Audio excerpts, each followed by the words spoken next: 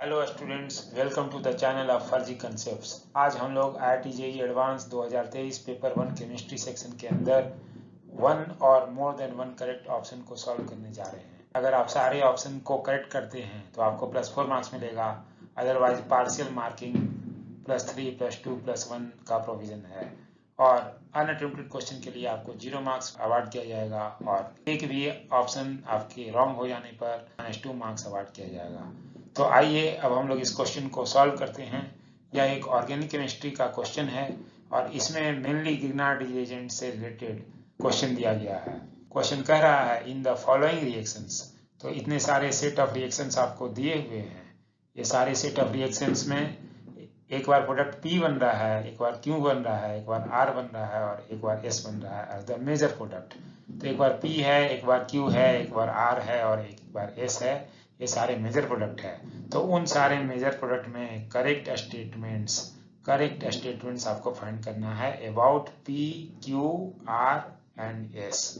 Is an R इसलिए लिखा हुआ है कि यहाँ वन और more than one correct option सही हो सकता है। तो P, Q और S के बारे में क्या क्या हमें ढूंढना है कि जैसे ऑप्शन ए को मैं रीड कर लूँ कि ऑप्शन ए कह रहा है कि both P and Q have asymmetric carbon.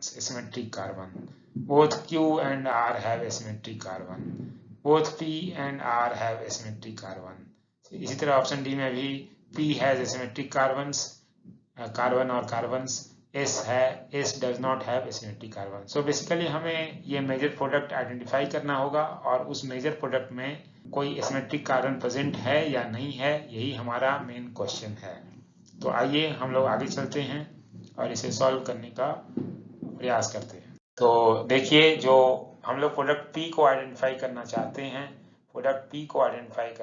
हैं, तो उसके लिए जो हमें रिएजेंट दिया हुआ है उस रिएजेंट को हम लोग देखते हैं कि ये रिएजेंट आपका क्या है, CH3 CH3 CH2 CH3 CH2 CH CH3 CH CH3 then CH2 then CH2 then CH2 CN।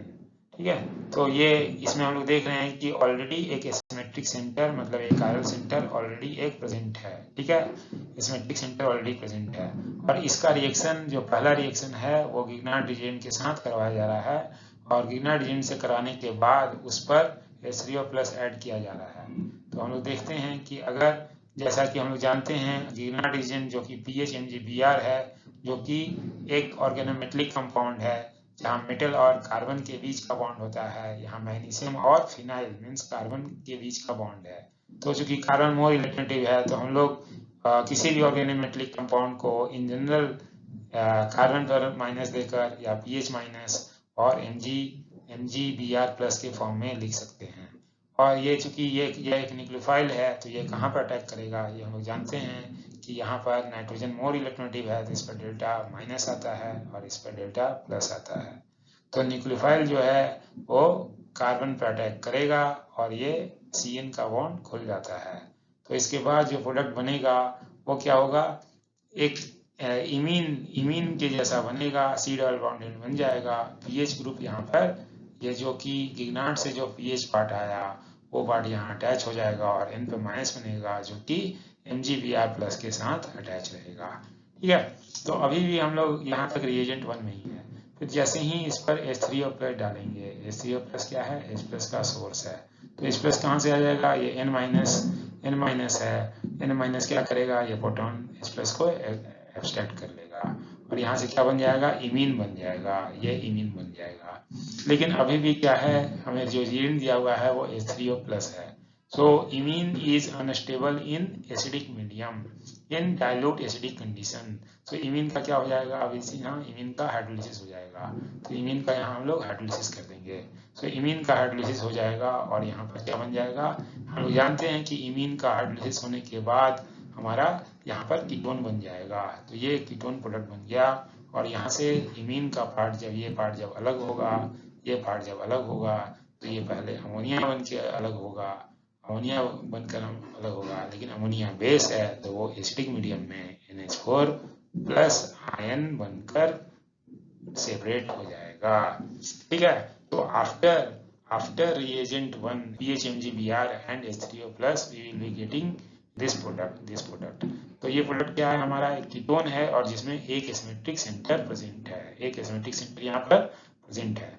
इसके बाद हम लोग स्टेप 2 के रिएजेंट को जब ऐड करेंगे तो फिर से हम लोग PHMgBr को, जो कि एक इग्नाइट एजेंट है, उसे इसी तरह से लिख सकते हैं। और इस केस में PH माइनस का, जो कि एक न्यूक्लियोफाइल है, उसका अटैक कार्बोनिल कार्बन पे होगा और ये CO बॉन्ड कीटोन का जो कार्बोनिल का जो बॉन्ड है वो ऑक्सीजन पर खुल जाएगा और फिर से यहाँ पर O माइनस और MgBr प्लस, ये इस तरह का हम लिख सकते हैं। और इस पर क्या देख रहे हैं कि ये एक ऑक्साइड आयन है, एक अल्कोहल का ये ऑक्साइड है, अल्कोहल का ये पार्ट एक अल्कोहल का ऑक्साइड है, क्योंकि हाईली क्या है, बेसिक है।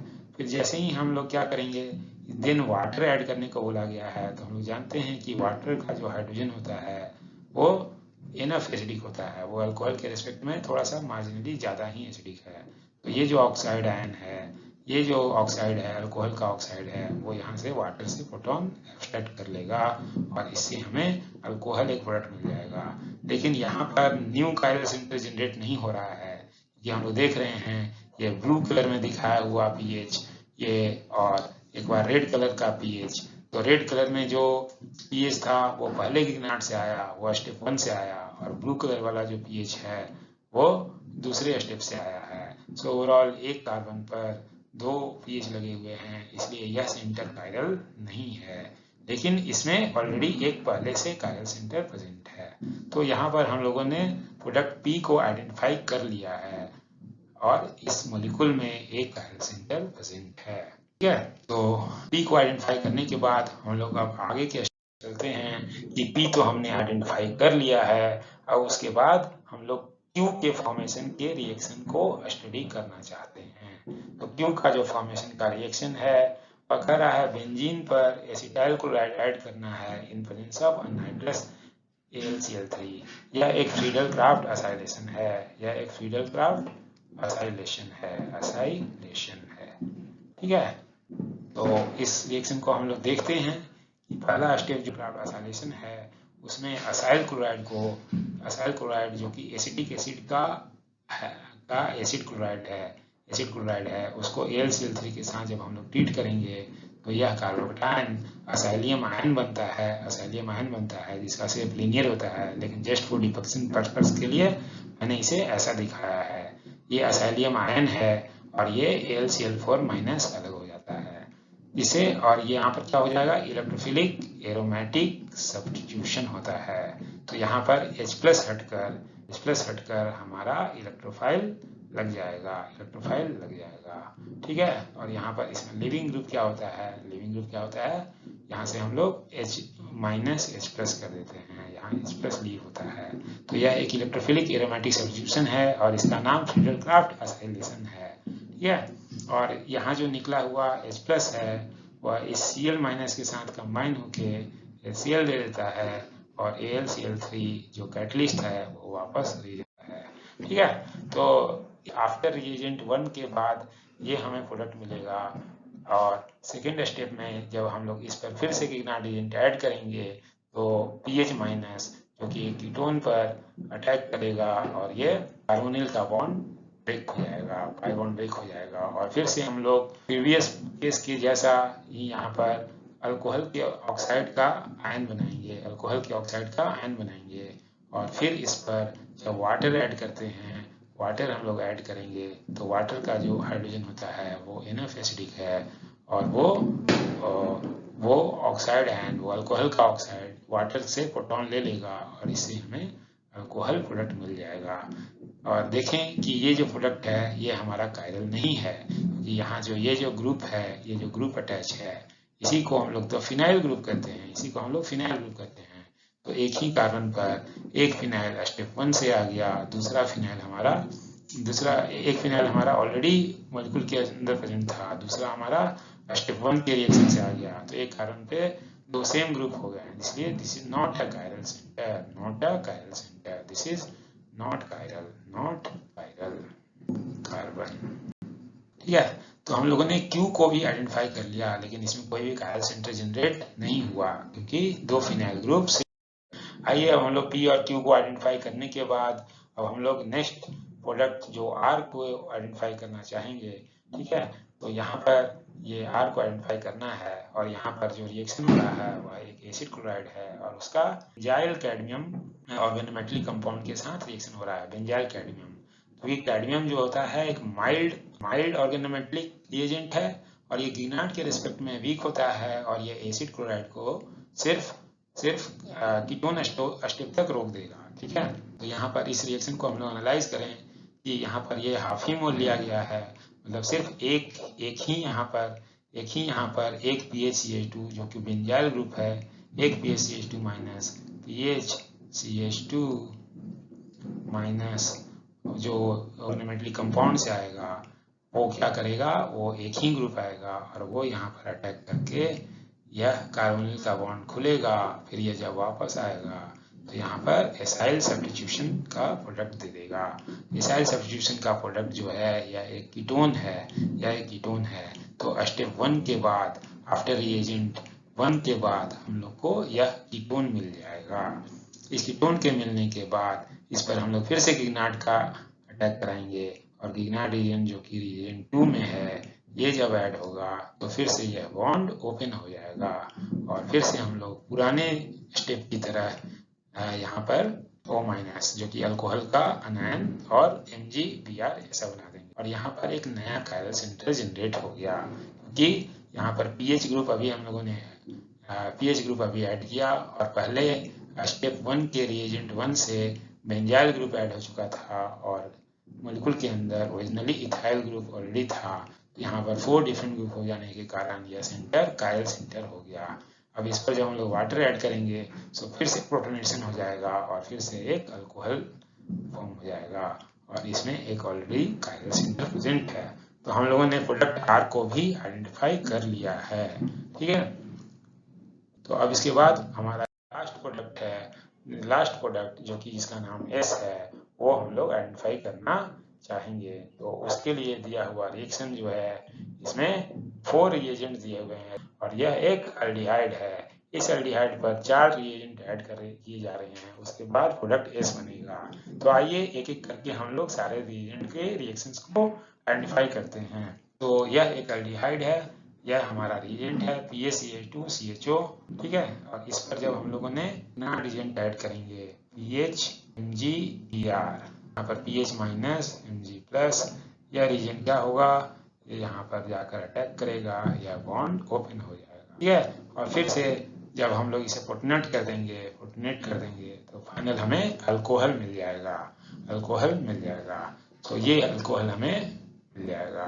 यहाँ पर पीएच ग्रुप कहाँ से आया, गिग्नार्ड से आया और जस्ट कार्बोनिल का CO बॉन्ड ओपन होने के बाद इसने वाटर से प्रोटॉन लेने के बाद यहाँ अल्कोहल में कन्वर्ट हो गया। ठीक है, तो स्टेप 1 जो कि रिएजेंट 1 के बाद ये हमारा प्रोडक्ट मिला। ठीक है, और यह एक 2 डिग्री अल्कोहल है, 2 डिग्री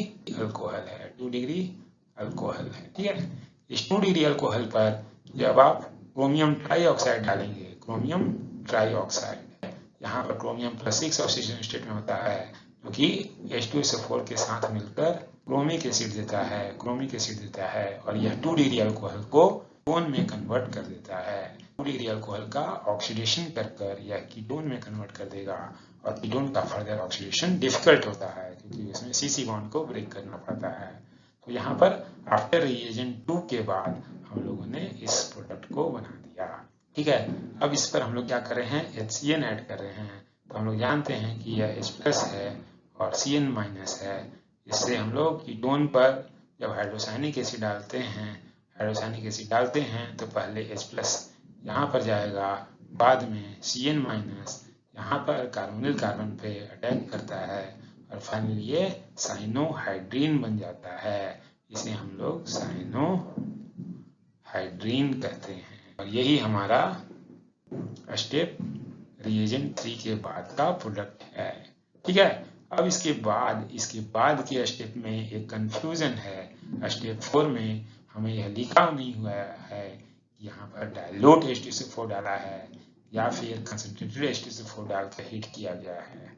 ठीक है, तो हम लोग मान लेते हैं कि यहाँ पर कंसंट्रेटेड H2SO4 है और कंसंट्रेटेड H2SO4 में वाटर एब्सेंट है।